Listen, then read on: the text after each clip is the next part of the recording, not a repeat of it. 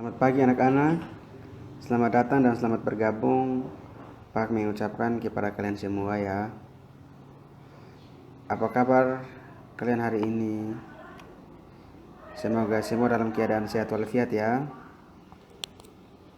Perkenalkan, nama saya Libjan Talan SPD, guru mata pelajaran pendidikan Pancasila dan Kewarganegaraan, kelas 8A sampai 8I.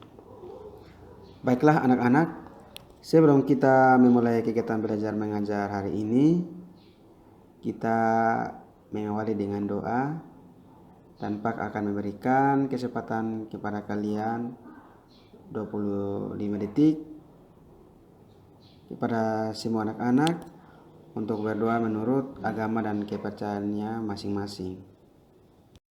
Baik anak-anak, materi pokok yang akan kita bahas kali ini memahami kedudukan dan fungsi Pancasila.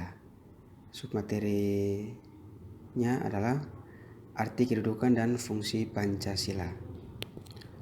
Tujuan pembelajaran ini, siswa dapat memahami fungsi Pancasila sebagai dasar negara. Baik, materi kita tentang arti kedudukan dan fungsi Pancasila. Para pendiri negara Republik Indonesia pada tanggal 18 Agustus tahun 1945 menyepakati bahwa dasar negara adalah Pancasila.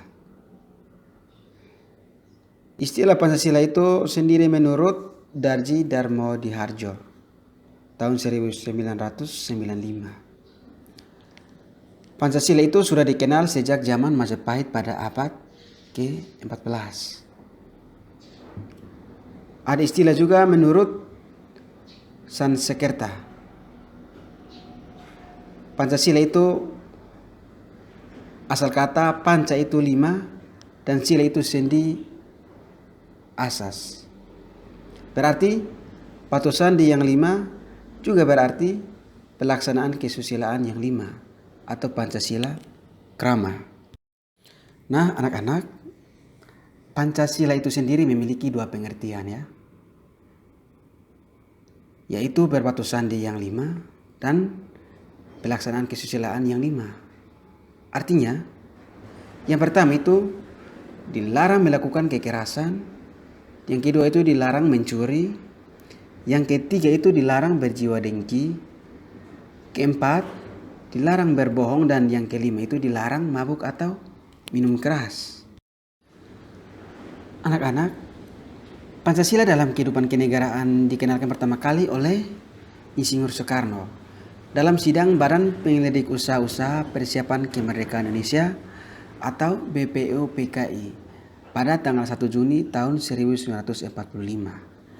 Anak-anak perhatikan gambar di mana proses persidangan BPUPKI pada tanggal 1 Juni 1945, di mana Soekarno memperkenalkan Pancasila.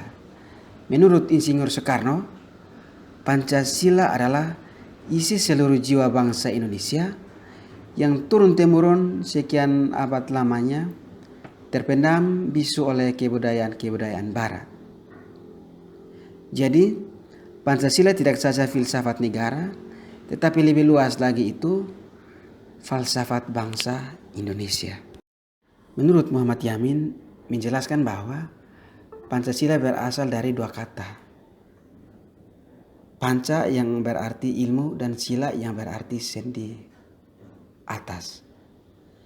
Dasar atau peraturan tingkah laku yang penting dan baik. Dengan demikian, Pancasila merupakan 5 dasar yang berisi pedoman atau aturan tentang tingkah laku yang penting dan baik.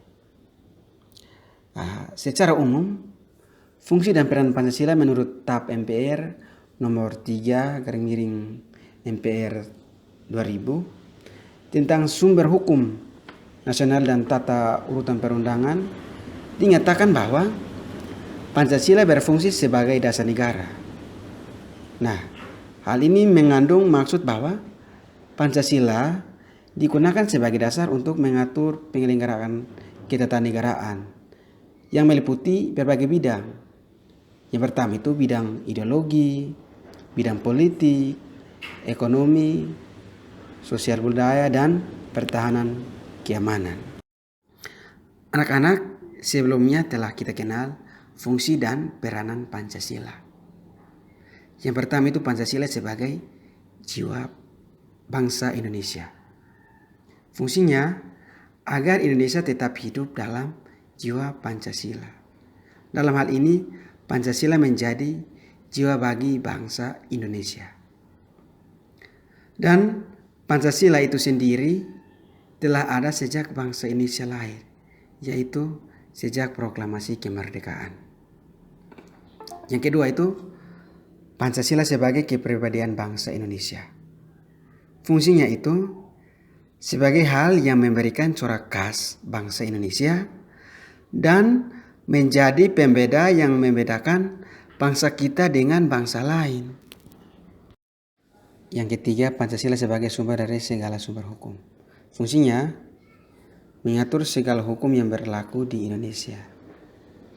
Artinya, semua hukum harus tunduk dan bersumber dari Pancasila. Jadi, setiap hukum tidak boleh bertentangan dengan Pancasila. Jadi, setiap sila Pancasila itu merupakan nilai dasar, sedangkan hukum adalah nilai instrumental atau penjabaran dari nilai dasar. Yang keempat, Pancasila sebagai perjanjian luhur. Fungsinya telah disepakati melalui sidang panitia persiapan kemerdekaan Indonesia, yaitu pada tanggal 18 Agustus tahun 1945.